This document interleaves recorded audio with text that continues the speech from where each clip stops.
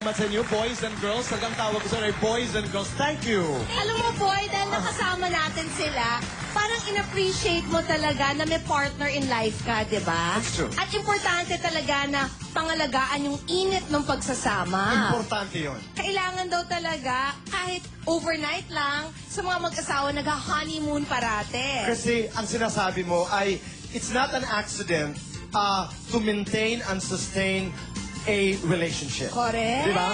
Dapat pinagtatrabahuan. And what happened? Nagpunta kami sa Tagaytay at dinalaw namin ni James ang The Boutique Bed and Breakfast. Panuurin natin ito. Hindi kinakailangang Valentine's Day para mag-spend ng panahon kasama ang minamahal mo. Ang isang secret lang, dapat malamig ang lugar para maraming pagkakataon para magkayakap kayo. And one such place ay ang Tagaytay. Pag malamig ang panahon, masarap talagang mag-loving-loving. Kaya, nandito tayo ngayon sa The Boutique Bed and Breakfast dito lang sa Tagaytay. Bagong-bago lang ang The Boutique Bed and Breakfast na matatagpuan sa Aguinaldo Highway sa bungad lang ng Tagaytay. Parang maliit na hotel. At sa loob, wow! Pagpunta mo dito, kakalimutan mo lahat ng problema mo, lahat ng stress mo, at magkakaroon kayo ng chance na mag-romance. Uy, romance is the word. Kaya, nang pinuntahan namin ito, I made sure na kasama ko si James. Ba't kami nagpapawisan? Pinagsasabi mo.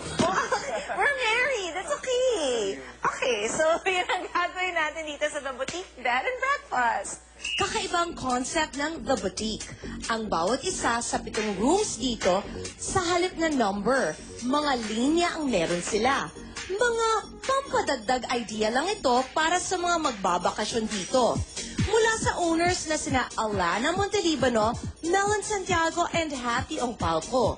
We're going into I Dare. Yung I Dare, sinabi ko, this is my favorite room in terms of decoration. Oh, ganda mo. Oh, nice, di ba?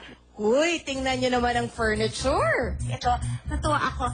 Sa sobrang pagkatuwa ko dito sa furniture na to, yung gumawa ng furniture nila dito, yun ang gumagawa ng mga kama natin sa new house natin. Tignan mo to, you have a beautiful view. Ganda.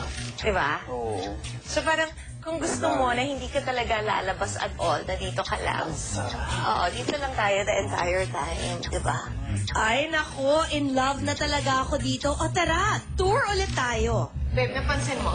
Yan, I Dare. Ganda. Tapos yung katabi natin ay Dream. Ito ngayon, I Desire. Papasok na tayo sa room natin, yung I Lost. Tingnan nga natin. Ito ang titirhan namin ni James dito. And take a look.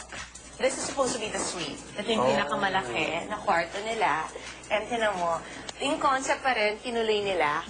At hindi natin kakayanin ang mga hot ideas sa gitna ng kalamigan ng Tagaytay. Dahil ultimo pwesto ng mga upuan, may ibig sabihin. Ito naman yung chair. Kasi, kaya ito nandito, sinabi nila sa akin, para pa habang may isang naliligo dyan. Pwede ka nakaupo dito waiting. That's the whole concept. Kaya, glass, di ba? Sinabi nga sa atin, napanood natin sa MMK, di ba? Sinabi ni Charo na it's so important daw na when you're married to keep falling in love with a person over and over and over again. This is perfection for me and James. At eto pa, tingnan nyo. My favorite indulgence. Hindi ka kasha ata dyan sa top na yan.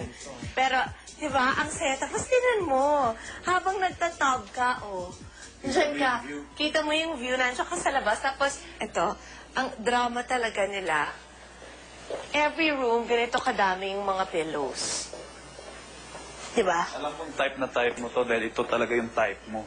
Ganitong style talaga ng decoration. Type ko talaga. At pati sa staff nila, mai-in-love ka. Si Maylene ang manager dito, na nag-reveal pa sa amin ng napakarami pang surprises sa The Boutique. Hi, Maylene! Excited kami na ang ganda ng room, pero the exciting part talaga is how personalized you make it here, di ba?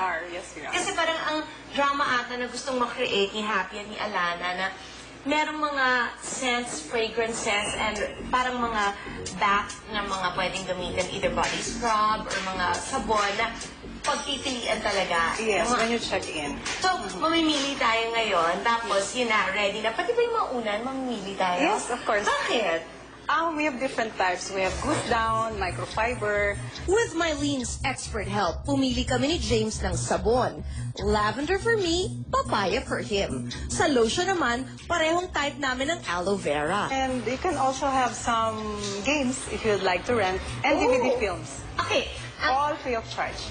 Tama po ang dinig ninyo, DVDs. Dahil in case hindi niya napansin, may giant LCD TV ang bawat kwarto. At kung may Fitbit kang iPod, may speakers lang naghihintay sa'yo. Ay, mas lalo akong gininaw. I think it's lambingan time. So now, James and I are ready. kompleto na tayo. Nandiyan na yung toiletries natin, yung room set, lahat ng kailangan natin. Nakapili na tayo ng unan.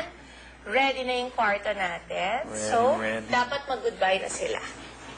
Bye! Mag-goodbye ka na. Bye-bye. And, alam nyo, ang ano lang natin dito, parang ang natutunan nating dalawa talaga is kahit malamig na ang panahon and kahit tumatagal na yung relationship, dapat pinapanatiling na init Mainit. doon, na passion. Kaya, thank you so much. Yeah. Okay, let's go. Magbabalik ang boy. Eh, Chris! Babalik ka